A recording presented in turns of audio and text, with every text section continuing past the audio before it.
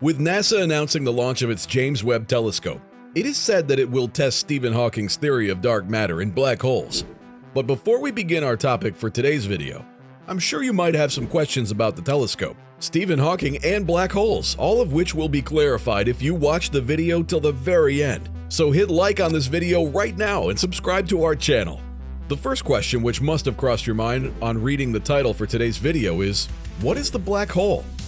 A black hole is an area of space-time in which gravity is so powerful that no particles or electromagnetic radiation, like light, can escape. According to general relativity theory, a sufficiently compact mass can bend space-time and generate a black hole. The event horizon is the point at which there is no way out. Is a black hole visible? Black holes are invisible because no light can escape them.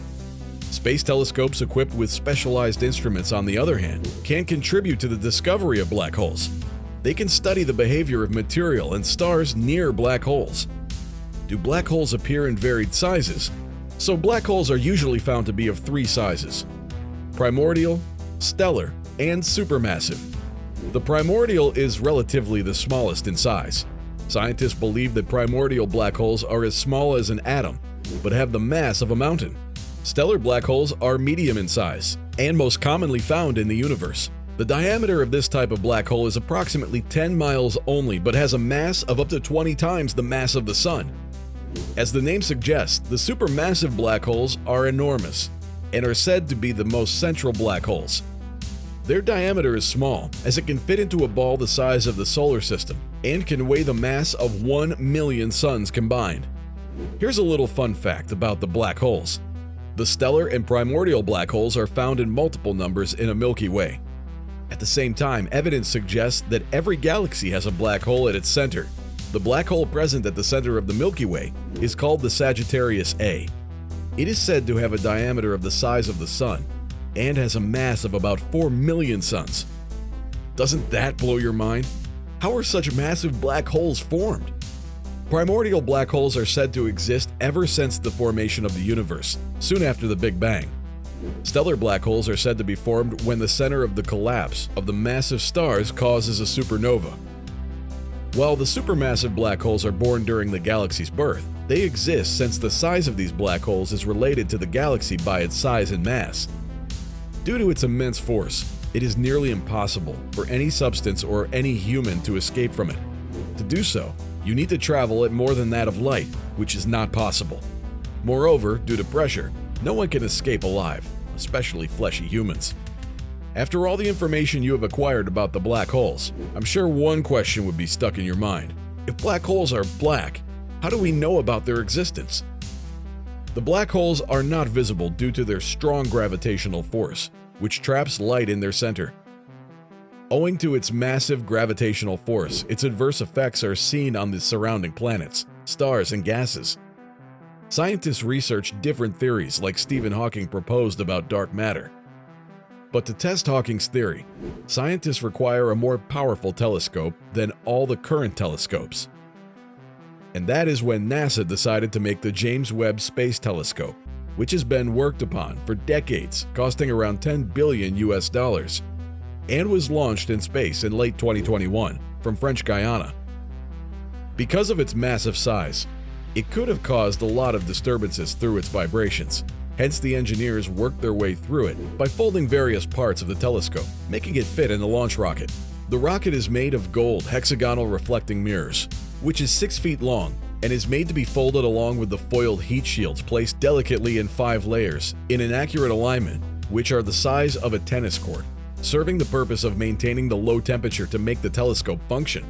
The structure was made compact to make it fit any of the existing launching rockets.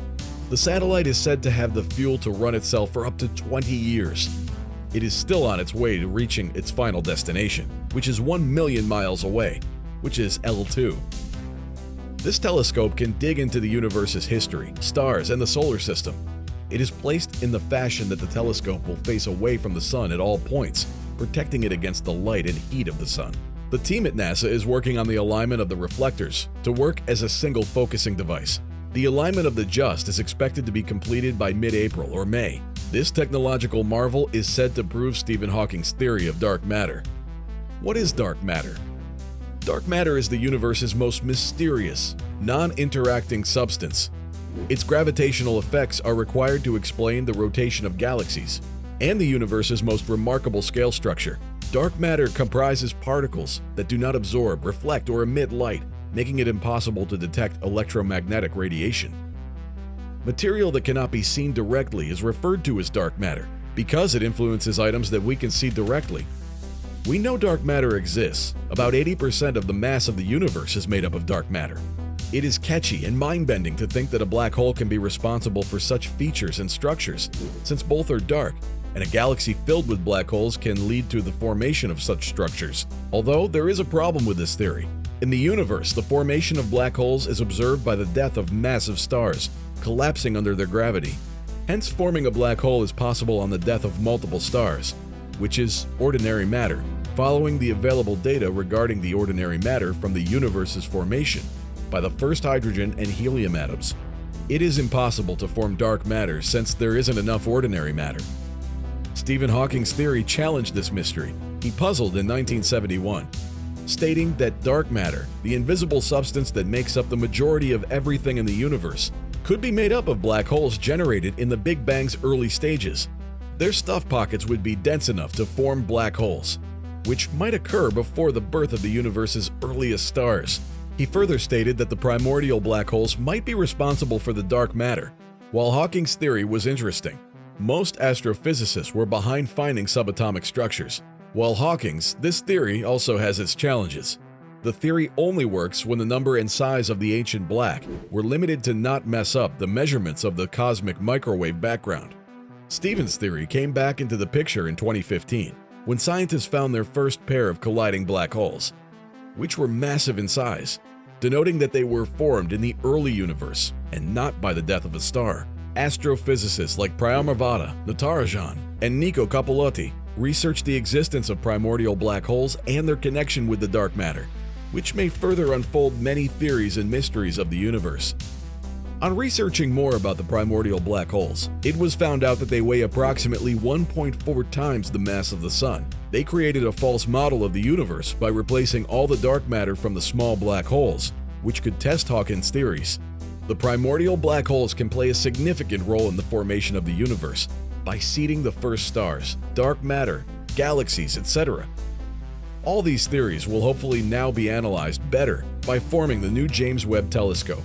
They will help us understand two fundamental and unanswered theories about dark matter and its origin, along with the existence of primordial black holes. Well, all of this is only possible if the JWST becomes a success and NASA does not lose its $10 billion. On this note, we come to the end of this video. If you enjoyed watching this video, do not forget to hit like, comment down below what you think about Stephen Hawking's theory and the success or failure of JWST. Subscribe to our channel for more insightful information. Thank you for watching.